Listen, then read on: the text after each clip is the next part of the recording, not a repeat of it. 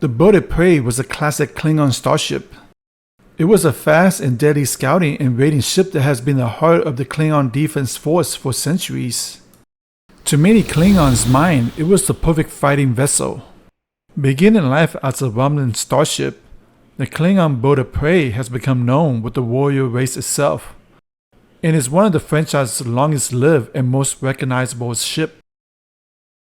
The Bird-of-Prey of the mid-24th century was said to be equipped with the Klingon Empire's best weapons and finest warrior.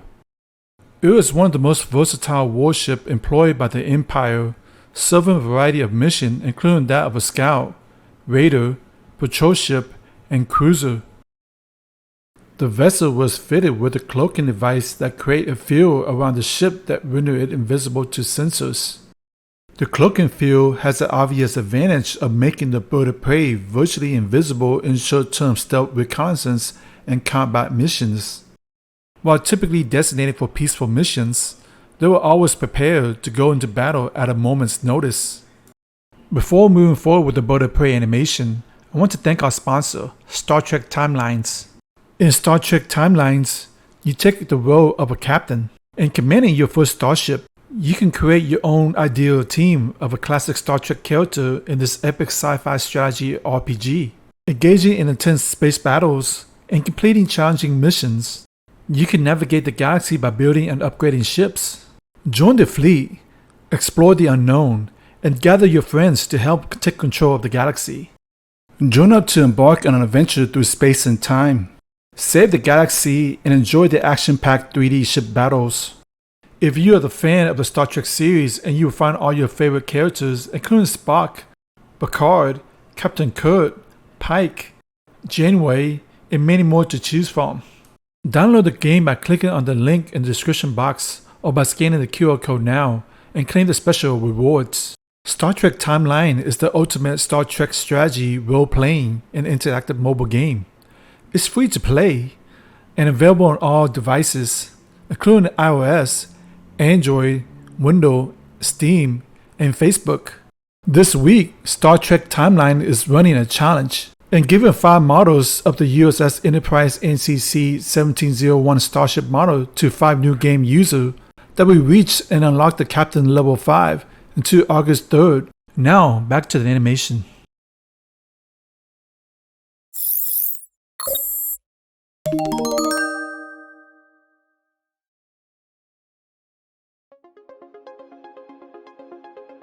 For this size comparison, let's start with the SpaceX SN-10, which is about 50 meters in height or 165 feet.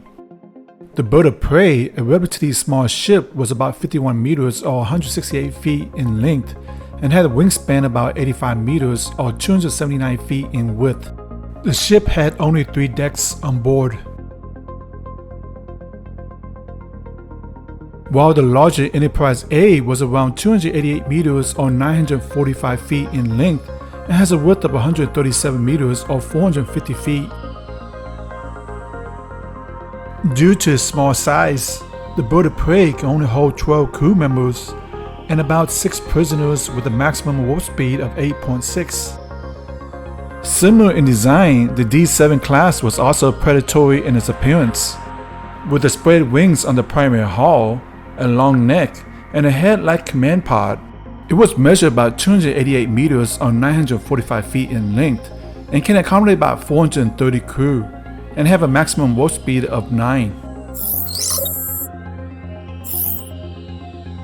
For nearly a century, the Bird-of-Prey proved to be a rugged, sturdy design that saw continuous use.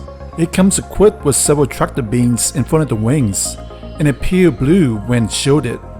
Its weakest point is the underbelly. Furthermore, the wing design was characterized by its multi-positioning for various flight modes, including an attack, flight, and landing positions.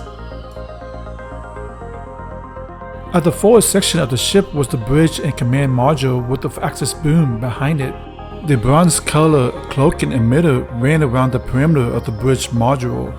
The forward command section and the connecting boom can separate from the primary section in an emergency situation and has a limited impulse power.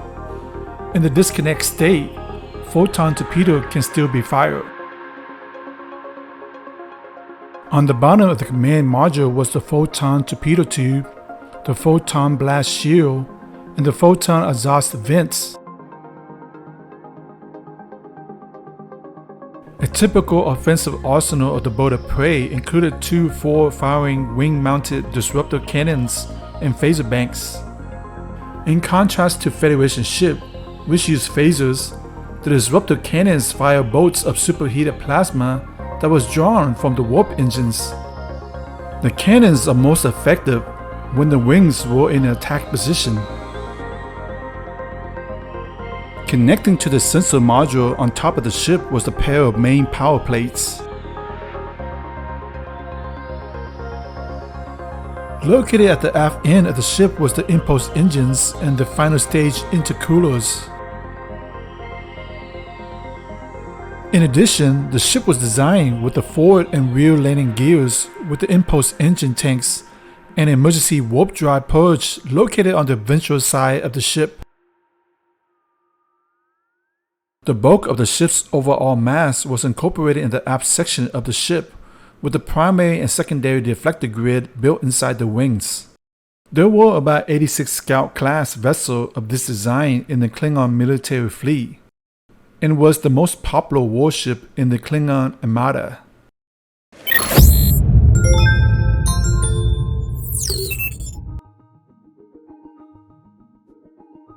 In the center of the main bridge was the commanding officers. There was a self-destruct device located under the command chair on the bridge.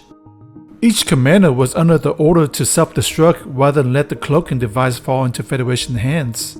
Across the command chair was the communication and engineering station with the main view screen against the wall. On the corner of the bridge was the life support system, a computer control, and the weapons scanning turret station.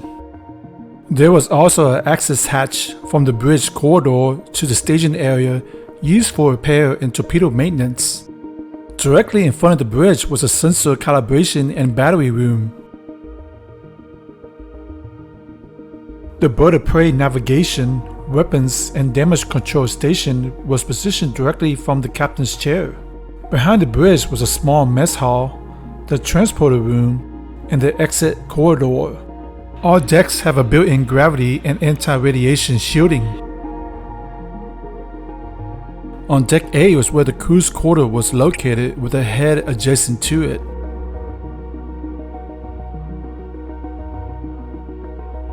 The Bird-of-Prey was also fitted with a cloaking device, water storage, and document safe. Because of the enormous power drain of the cloaking device, this vessel must decloak to fire weapons, which is about a time delay of 4 seconds. Across the cruise quarter was the captain's quarter, the captain's head, and a small laundry room. As a standard practice within the Klingon Empire, women are not allowed in the Klingon Defense Force, therefore no effort has been made to separate the sleeping quarters. And at the aft end of Deck A was the life support control. Deck B was the largest deck on the ship, and on the forward section was the main bridge. Connecting the bridge and main body was the access corridor where the part storage were kept. On the port side of the ship was where the sick bay and the briefing and battery room was located. The briefing room doubles as a recreational room and contained combat games such as Target Range, Torture for Fun, and a vid screen for showing training films.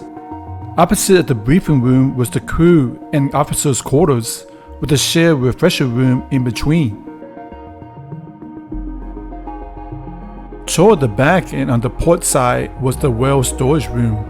I also want to point out that the storage room for the whale was not in the original schematics. The whales were about 16 meters or 53 feet in length and can fit within the ship's main hull below the main power plates. Based on my estimation, in order to accommodate the whales, the storage space has to be at least 6 meters in height and about 22 meters in length. You know, it's ironic, when man was killing these creatures, he was destroying his own future. Adjacent to the whale storage room was main engineering. and at the aft end of the ship was the impulse engine. In theory, the ship can also fit the well on the starboard side of the ship. And on the last deck was Deck C. On the forward section consisted of additional water storage tanks, a forward landing gear, and a storage room. The Bird-of-Prey can also house an interrogation room, and on the mid-section on the port side was the brig, which can accommodate about 6 prisoners. Across the interrogation room was the spacesuit locker, the arsenal room, and the boarding ramp.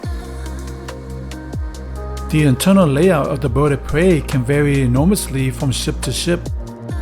I also wanted to mention there was a different interpretation of the Bird-of-Prey or the brig class with 6 decks and a different layout. This class comes equipped with a warp core, an anti-matter containment, an aft torpedo bay, a forward navigational sensor array, and a dilithium sequencer. One of the defining characteristics of the Bird-of-Prey design was the Klingon devotion to multiple redundancy. All the ship's important systems operate in pairs. In many ways, this system of multiple redundancy could be seen as wasteful. This approach means that the Klingon ship's design wasn't as innovative as the Federation. So what are your thoughts on the Klingon Bird-of-Prey? Leave your comment on the section below. Thanks again for Star Trek Timeline for sponsoring this video, and don't forget to click the link for a chance to win the USS Enterprise NCC 1701 model. And if you want to see more technical 3D animation on the Defiant, the Enterprise D, or Voyager, check out my playlist on the right hand corner. Thanks for watching, and I'll see you guys next time.